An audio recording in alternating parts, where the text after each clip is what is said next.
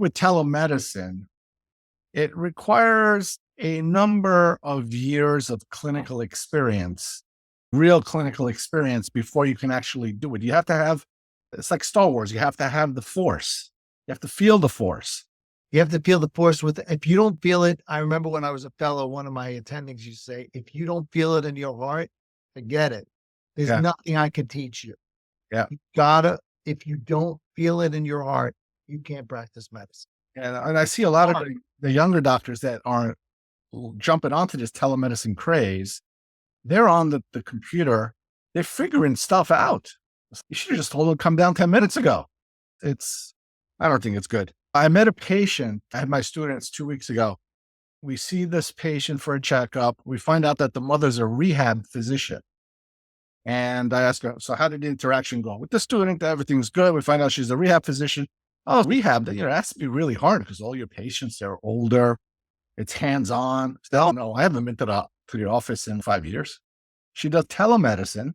And she explained it that she has a PA that rounds, talks to the patient, does whatever movements that she tells him to do, and she stays home.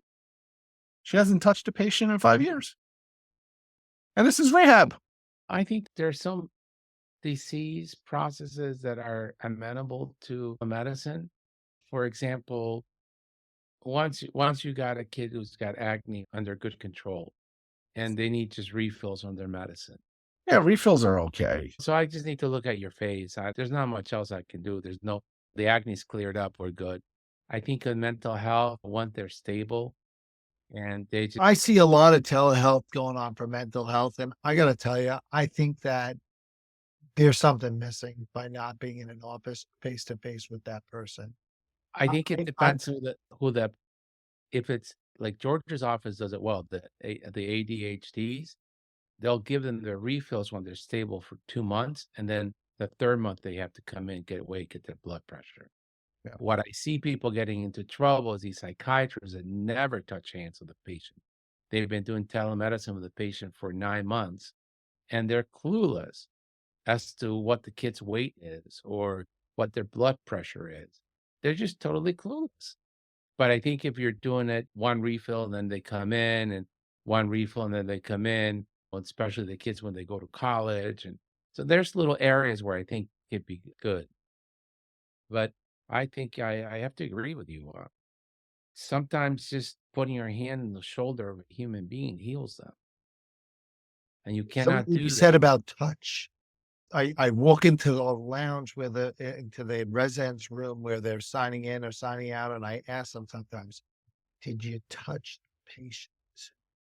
Because that's what we do today. Everything's computer. This is what a CBC is. This is the CT. This is that. Great.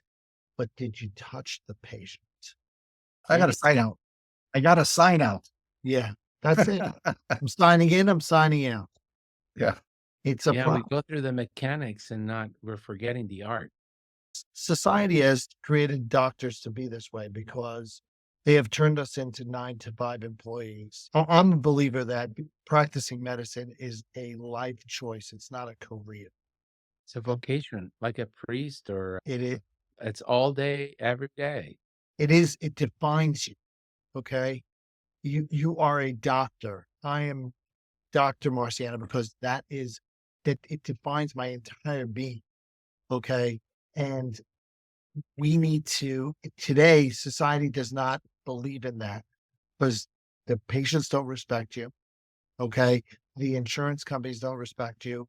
The institution for which you work for, you're a cog on a wheel, just stamping out, pounding out the work, and you're not a valued item. And so we've created the residents who say, okay, I start my day at 7, I sign in, and then I'm going to practice from 9 to 5. I take an hour for lunch and then I'm going home. And when I'm finished, I sign out and I'm done. Thank you. And I can do telemedicine and never have a relationship. You're just an item on the screen. You're no different than me watching a TikTok video. Yeah. Okay.